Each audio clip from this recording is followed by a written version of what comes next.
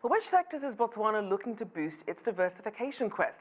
William Lawrence, Professor of Political Science and International Affairs at George Washington University, is here in studio to discuss the country's economy, the election, and more. Welcome back to the show. Thank you. Nice to be here again. So clearly this is very important. We saw the government declared October 23rd through the 25th public holidays, really to try and ensure that the highest public turnout and participation. What are the expectations for this election? Well, most people are predicting a mediumly high turnout, about 50%, and most people are predicting that the ruling party that's been in power not only for 50 years, but 11 elections in a row, is going to continue to lose ground as they did in the 2014 elections, even if they don't completely, turn over to the opposition coalition that's come together against them. Botswana has a somewhat peculiar electoral system, the first past the post, and it's sort of designed to help diversify the results among the parties. So it's very hard to get a majority already, and several small parties had to come together to even have a chance to challenge the UDP. So the chances of overcoming the system itself and winning are not that good. But as they continue to chip away at the sort of overwhelming power and legacy that the Democratic Party has, it's going to be a night of surprises going forward, and there's going to have to be a coalition government of some kind to put in place some of the policies I know we're going to discuss.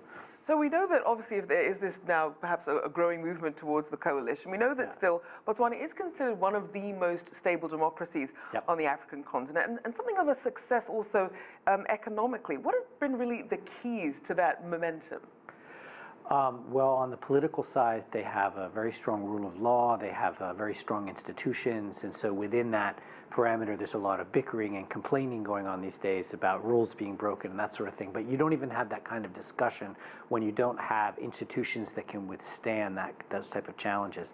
There have been a lot of criticism from the opposition umbrella that there's observers from the African countries, the SADC, the SADC, that are tainted, that there are fake observers posing as immigration. There's these sorts of things going on, intimidation of voters going on. So there was a lot of complaining in the last few days.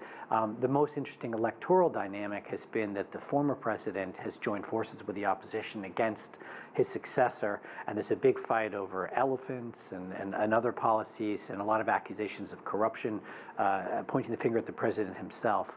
On the economic side, they've had many successes. They're starting to diversify, as you said, away from diamonds.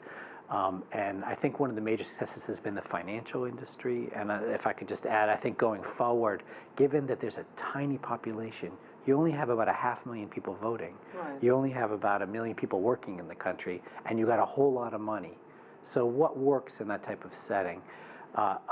Projects where you can leverage the wealth that you have, for economic development of the regions. That means finance makes sense, funding innovation in other countries, not just in their own country.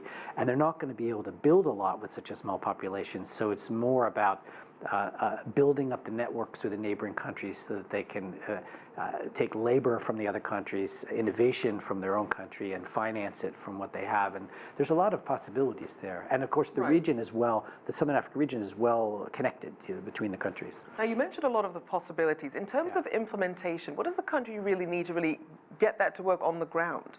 Most of the voters think more transparency.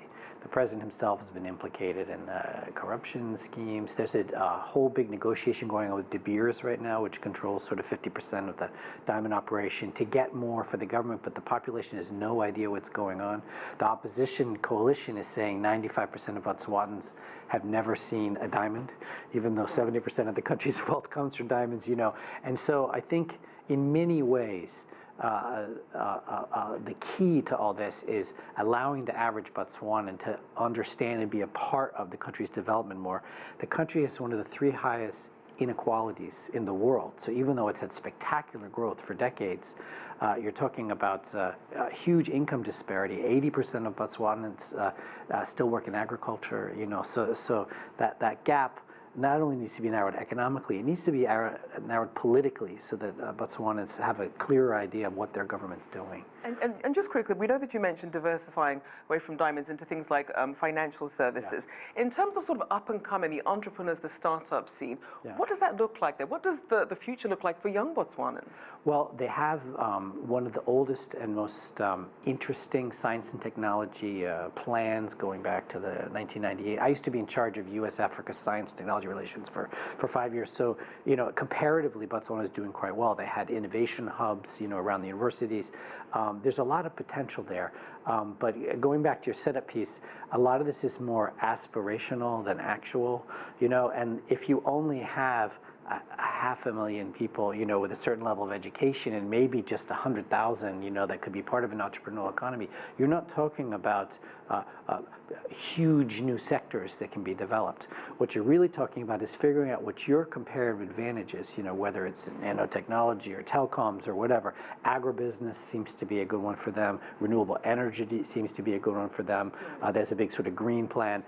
So it's figuring out what they can use with their limited human resources, to develop technologies, develop investment for the region as a whole and not just for Botswana.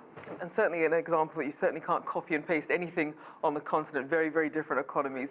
Thank you so much. Know thyself, as Socrates said. You have to know your own strengths. Exactly. Thank you so much. We'll have to leave it there. William Lawrence, Professor of Political Science and International Affairs at George Washington University.